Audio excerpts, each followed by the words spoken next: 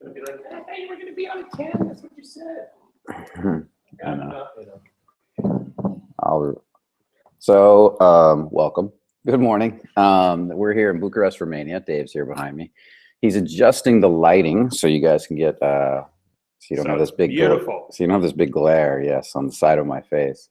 We're at Van Gogh Cafe, one of our favorite meeting places here in Bucharest. It's an awesome cafe for anybody who is coming to Bucharest.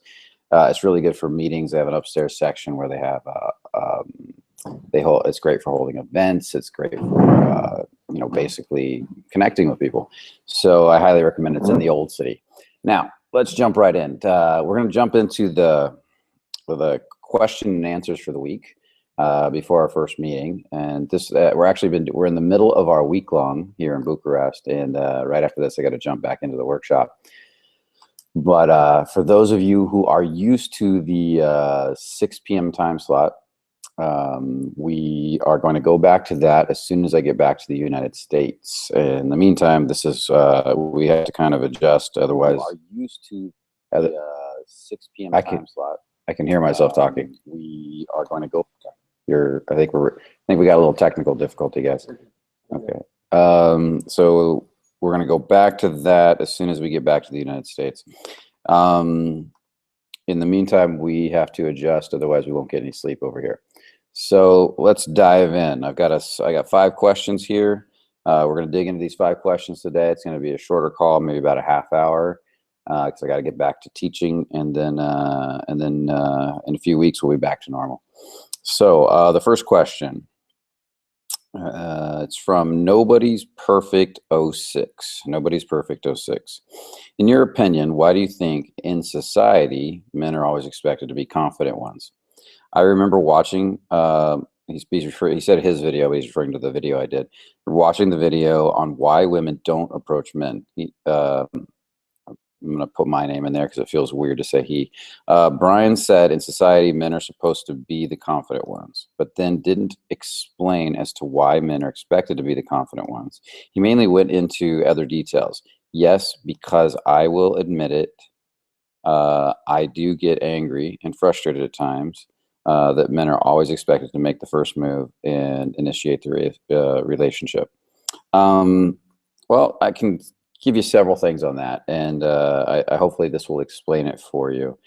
The first thing is, think of men as, on average, men are the gatekeepers to relationships and women are the gatekeepers to sex. So we initiate the relationship, which in the beginning moves towards intimacy and sex. And later, as it goes deeper, moves towards a deep relationship, you become the gatekeeper. It kind of switches. So it's not just you have to do all the work. There's a lot of work done by the women too. That's number one. Can I bring this up over here? I'm seeing half my face on the screen, so I want to move things around. So the next thing is, why are men expected to approach? Well, that has a lot to do, not with women, that has to do with the way we developed in more primitive times. Think of a village or a primitive place. Let's say a primitive village a long time ago. I don't know, 1,000 years, 500 years, let's say. And you had men and women basically in the village. What were the roles of the masculine men and the feminine women? And they really had more distinct roles back then. The women, we'll go with the women first. The women took care of the babies. They nurtured, they healed, they gathered, they prepared food. They took care of a lot of the day-to-day of the village, while the men did the more extreme stuff. So the women did the subtle, where all the subtle emotions would be felt. For example, a woman in a village like that could tell the subtlest difference between the cries of her baby or another baby. She might be able to tell the subtlest difference in the mood of somebody else in the village, so she can adjust and help her partner adjust and deal with something that might be coming up. Okay, that's number one. Number two, look at the men now. What did the men do?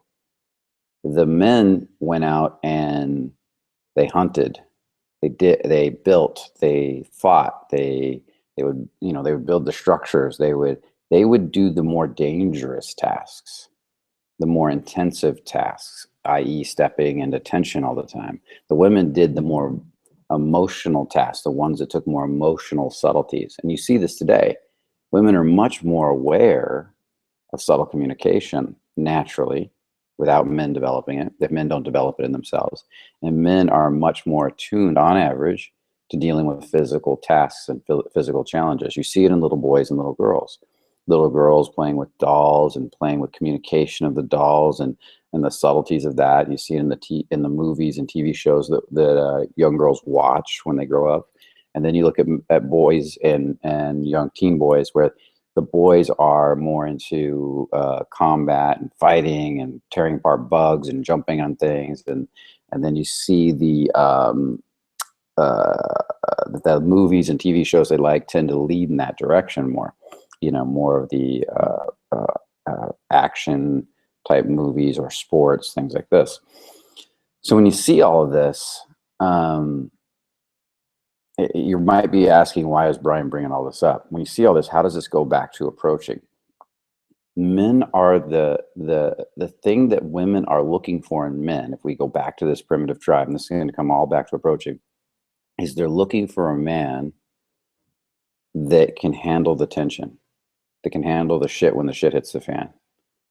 You see, in that primitive time, if she picked a guy that was terrible with tension, her chances of survival and her baby's chances of survival were terrible. We're not going to work. If he couldn't go out and hunt, if he couldn't go out and build, if he couldn't go out and step into tension, if he was scared and was always hiding behind her skirt or too nervous, then that was dangerous for her.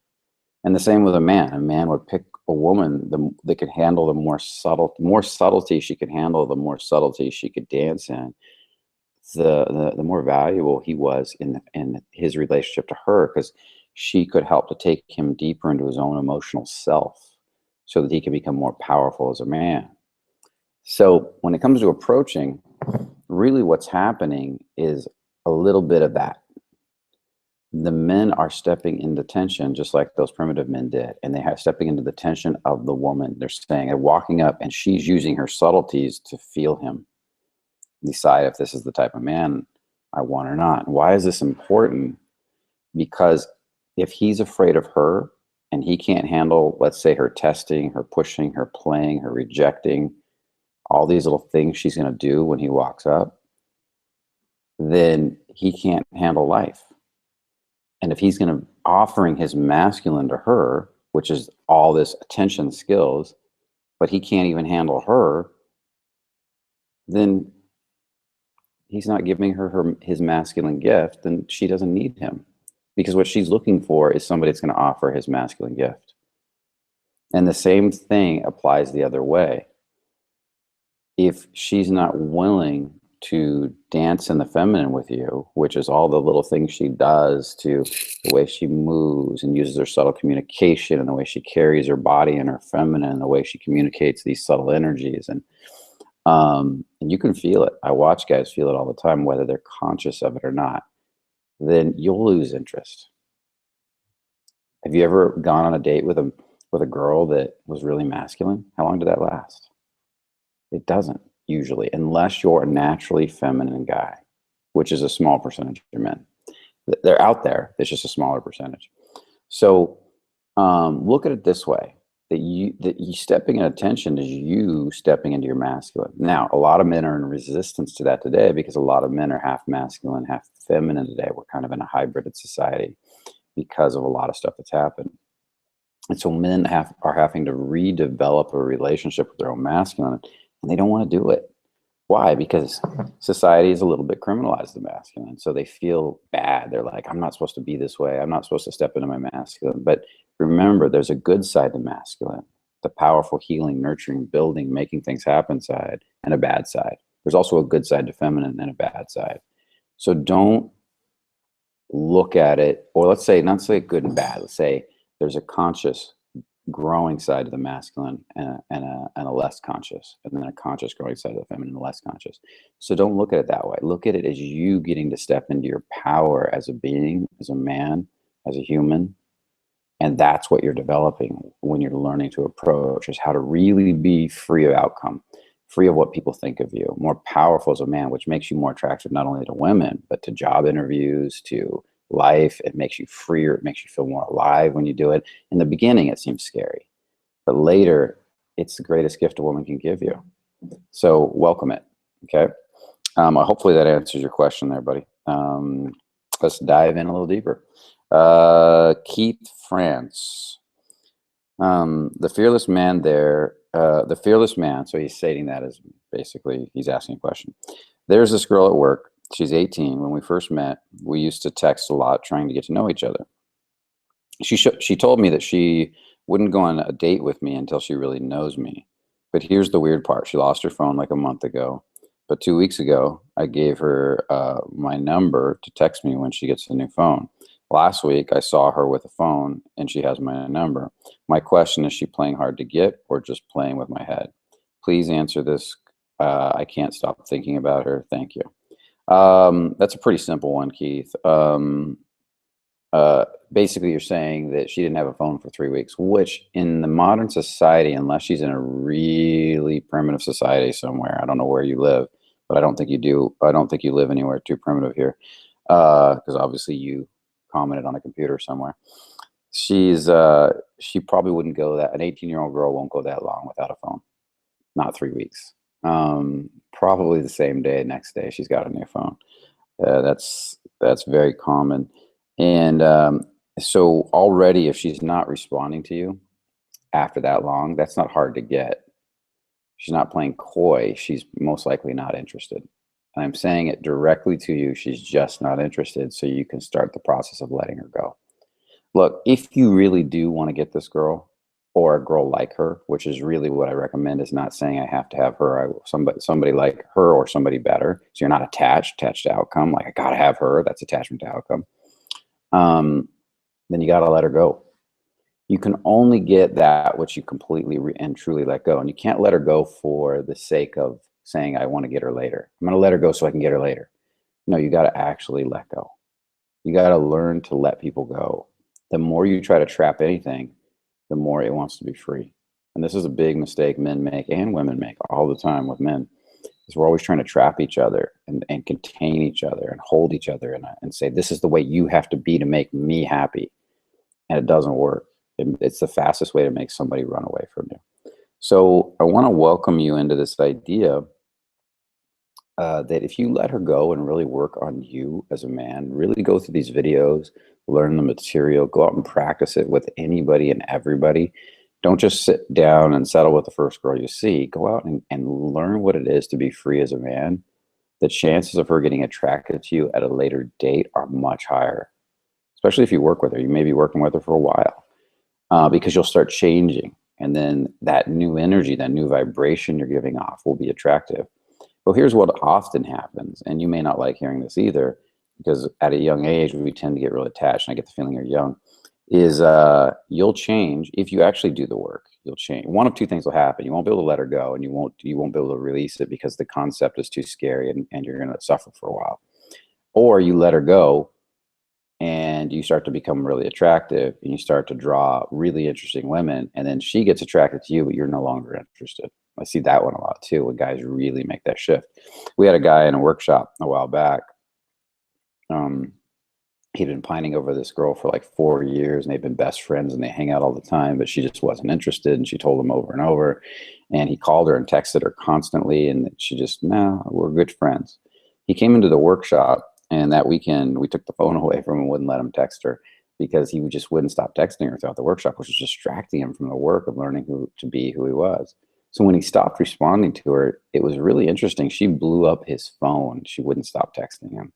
By the end of the weekend, after the workshop was over, he had had so much success. It was kind of amazing to watch this guy coming out of his shell. And he was so happy, so excited because he was meeting these women. He wasn't even thinking about her. He looked at his phone and saw how many texts and how much she was freaking out, wondering where he was, what he was doing. That he called her back, and she told him how much she really cared about him, how much she meant to him.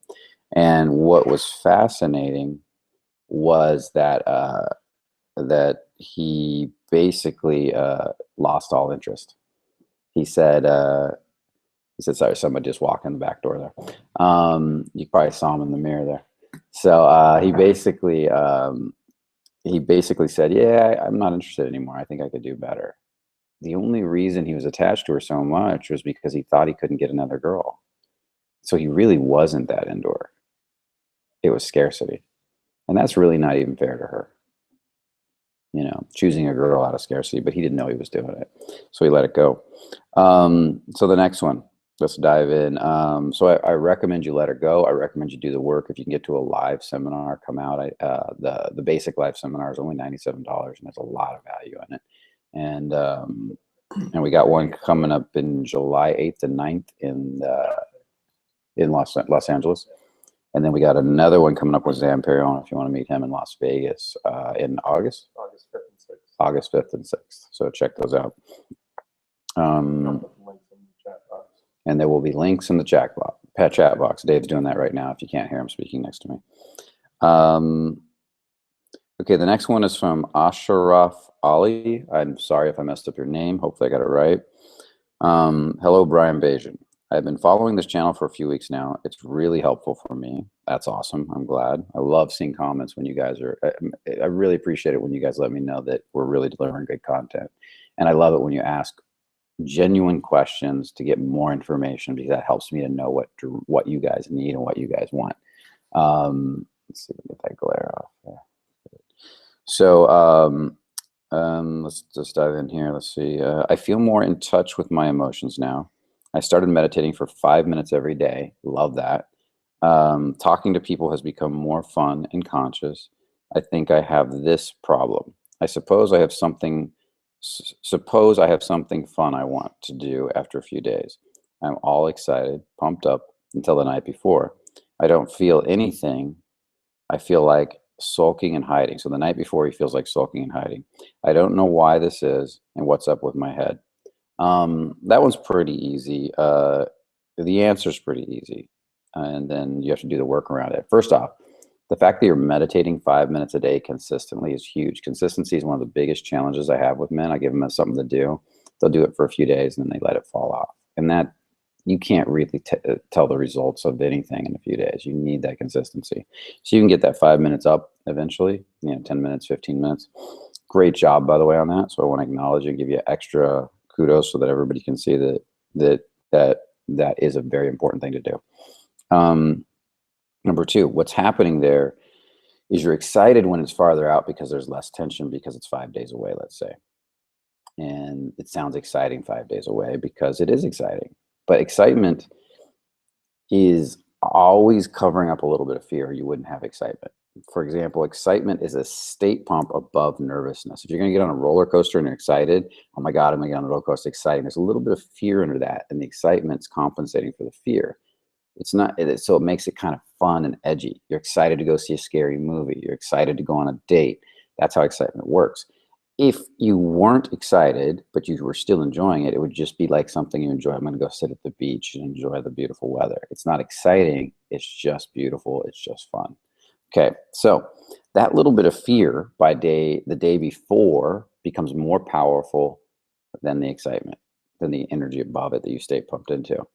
And at a certain point, it becomes scary because you know you're about to do the thing that you're afraid to do, and you're going to become more vulnerable.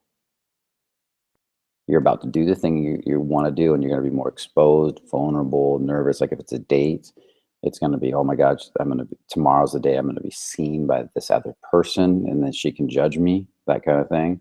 Or I'm going to, if it's something more adventurous, I'm going to go skydiving. Tomorrow's the day I jump out of that plane, and I could die, or something bad could happen, and I'm freaking out inside. And what I want to say is in that area is that's where the meditation is most needed. You need to settle that nervousness back down, because what's happening is you're going into a numbness to compensate for whatever emotion is coming up, whether that's fear or whatever. And you need to get kind of down and through that numbness. You have to welcome it first off. And that's part of meditation, is welcoming everything up. So just welcome, welcome, welcome until you can start to relax again.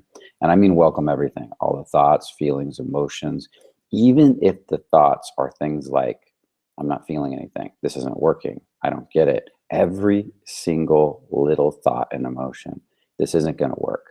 So that's where people go wrong, is they sit there and say to me, well, I'm not feeling anything. Well, what are you thinking? I'm not thinking anything. Well, what are your thoughts? I don't have any thoughts.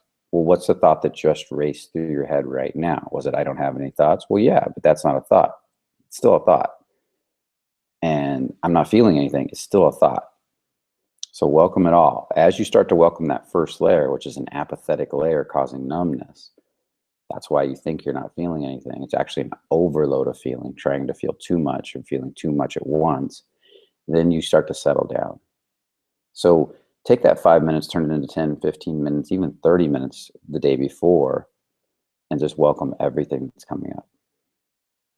And then every 5 minutes or so, ask if you can let any of it go. Can I let any of this go? And just relax down the front of your body. Imagine like a window's opening in your heart, window opens in your stomach, and just see what wants to leave. Don't force it. Don't ever force it. Now, you're not using your imagination to do this process. You're letting your imagination build itself. I'll give you an example of this so you understand, because this is the big mistake everybody makes. If you were the director of a movie, do you control the actors? And some of you might say yeah, some of you might say no. The answer is no. You actually direct the actors, you tell them what to do, but when the scene starts, you have to sit back in your chair and let them, trust them to do what they're going to do. You can only just watch. You can't control them. You can't get in their body, control their movements, all that kind of stuff. And it's the same thing here. You ask your body to open. You watch your thoughts and start detaching from them like they're separate actors. And then you watch the feelings and emotions and sensations that come up. You feel your heart. You ask your heart to open, and you watch what it does. If it closes more, welcome that. If it opens more, welcome that. If it opens then closes, or closes then opens, welcome that. Let it go through its cycle, because whatever you welcome will take you farther. If it's a no, I'm not going to let anything go right now, welcome that. And then what will probably happen is you'll let something go anyways, but if not, welcome that. It's all about getting rid of all resistance to what is, all resistance to what is. And that's what will help you to get down beneath what you're feeling. And I recommend you start this process with anything where you're in resistance right away, so you can start to train, because your body gets trained to do it better and better with time. And then when that big event comes up that's really cool, that's exciting, it's going to have a much more profound effect on you. So rather than trying to do it for the first time when that big event comes up. Okay, that's a simple answer. There's much deeper versions of this. Someday when we start getting to those teaching more, releasing stuff and, on this channel, I'm going to get into more deeper processes for that. Okay. Okay, the next one, question number 4, comes from somebody named Logical. Something we're always trying to stop on this channel is from people being too logical. So I'm guessing you're a logical guy, or maybe not, I don't know. So my problem is that I'm scared to just start a conversation with a girl because I have no idea what to say. I guess I have no personality, boring as fuck. I heard you talk about getting into your emotions in your body, and it seems like a solution. Do you have a more advice you could give me? Well, first off, Logical, nobody's boring as fuck. The only reason people appear to be boring as fuck is because they're disassociated from their emotional body, from who they or from their feeling body, and so they appear to be boring, but nobody deep down under the surface is actually boring. So I want to offer that up to you as a realization, and just because I used to think I was boring as fuck, and I used to think, and now I've got what, 19,000 followers on a YouTube channel, whatever we're at right now, and I travel the world giving big talks, and it all had to do with me getting out of my analytical mind, logical mind, and down to more feeling. Now, getting into feeling is a process of getting in touch with what you're feeling. If you're not feeling, it can be a bitch. Depending on how far out of feeling you are. We have one guy in this workshop that's not feeling very much, It's a real bitch because every time he does start to feel, as soon as he gets in front of a stranger, it all goes to shit and he can't even tell what happened because he can't feel it. So this is one of the trickiest things. What I recommend is you got to do activities that will take you out of your head to start developing a sense of relationship to your body. Activities where you move your body, movement, yoga, ground fighting, like if you're going to do jujitsu, dance, anything that gets you moving, where there's an expression of emotion. It could be also singing, anything that has an emotional, artistic expression. This is the purpose of art and things like this, is develop a relationship to the feeling part of your body over time. I recommend you pick somebody that has a sense of artistic development, feeling. Don't pick somebody that's doing an artistic art logical, which might be hard for you if you're a really logical guy. We have tons of teachings on this, but we don't have anything online about it. And the reason is it's hard to, I don't know that it's hard to translate online. I just haven't put time into thinking of the best ways to do it. So I was going to say it's hard to translate online, but I don't want to buy into that reality. So what we do is we teach a lot of subtle movement, like moving a little body, not exercise, but for waking up the nerve endings in that part of the body to develop a greater sense of feeling through the hands, through the chest, through the body, learning to relax, not tighten up unnecessary muscles, so we can start communicating because what happens is as that stuff relaxes and opens, those parts of the body, more emotion transfers from me to you or you to me. You start to feel me more. We feel a deeper sense of sadness, love, happiness, joy. These are, and it's like musical instruments to another person. It pulls them in, it pulls a woman in. So the same question becomes interesting. If I could say, let's take a boring question, like, what do you do for a living? And I could ask that from my head. So, what do you do for a living? Where are you from? Oh, really? Tell me more about that. And I see guys do this shit all the time, versus relaxing and feeling your emotions, connecting to her, showing her genuine curiosity and saying, so what do you do for a living? Really? Tell me more. Why'd you choose that? Really? Well, that's interesting. And, or not interesting. Or let's talk about something else because I could tell it bores her what she does. She doesn't even, you don't really like what you do, do you? Or you do. You know, it's being willing to go there and own it, even if it's a boring question. I've given clients the assignment of working on feeling, and actually Dave came up with this the first time, but I think it's a great assignment. We've done it many times since, is to go out and ask boring questions, but do them with as much deep feeling and genuine sincerity as possible. And you'd be surprised at how even boring questions work at that point. So developing that part of yourself that feels is huge. So start playing with movement, art, get out to one of our workshops because we'll talk directly about it.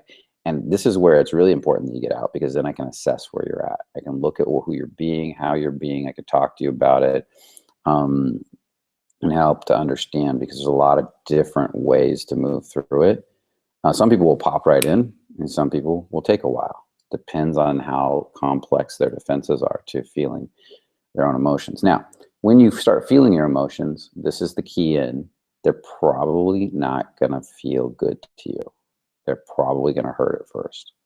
And you're going to feel sad or lonely or hurt. And then you're going to start working your way up to the lighter emotions, courage, acceptance, peace, love. And the reason that is because the reason you're not feeling your emotions is because they don't feel good. You've gone down the emotional scale and then started to wall off because you don't like them. If they were all peace, acceptance, courage, love, then going into feeling would be natural and spontaneous because it would feel freaking great. But first, when you go into feeling, you tend to go into that stuff and climb back out. Okay, good. And I'm not against therapy if you got a good therapist that understands what it is to feel your body. A somatic therapist would be an example of that. People like that. So hopefully that answers your question. There's a lot, just watch through a lot of the videos, watch people in feeling that speak passionately, that have emotion, let them affect you and notice how they're being, not what they're saying. Their tone of voice drops, their expression, their heart, the way they talk with their hands. Usually watch successful people that are self-made, that started with nothing, that built their way up. They usually have a lot of expression. Watch people like Richard Branson, Jim Carrey when he gives his talks, or even Will Smith when he gives his motivational talks. You can feel all this emotion on him. And that can be really good too.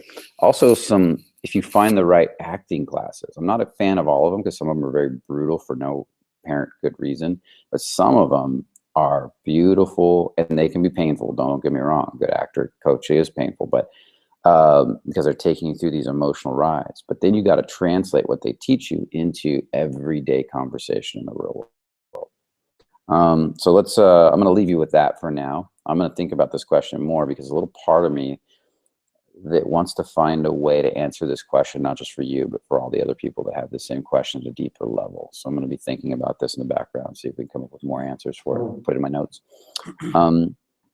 So the next one is from a guy named Snake Pliskin, and this is our last question for the day. It should be an easy one. Then we're going to close up because it's 11 o'clock and I got to go teach. So it's going to be a fast one. My problem is that women who want me are not the type of women that I want. Why is this and how do I change this around? Because the women that want you are the women that you're not attracted to is 99% usually because you act different around those women. You are more comfortable and more confident around women you're not attracted to. You act more like yourself. You're more in relationship to your emotions and your feelings. So you're not worried about what they think of you. So you just say whatever you want to say. And because of that, you're real. And because you're real, you're attractive. That's really what it boils down to. I don't know if it's a different situation for you, but I would almost bet that's what it is. As soon as you get around a girl you're attracted to, you start trying to figure out who to be, how to be. You start walling off some emotions. You close up a little bit here and there. You probably don't even realize you're doing it. And then next thing you know, the women don't get a real you. They get a fake you. They lose interest. That's really 90% of what it is. It's not about hotter women or choosing this guy. There's a little bit of that. Like a hotter girl that's getting hit on all the time is going to have higher standards. But most of the time, it's what I'm talking about right there. So what that is it's learning to be more indifferent to outcome.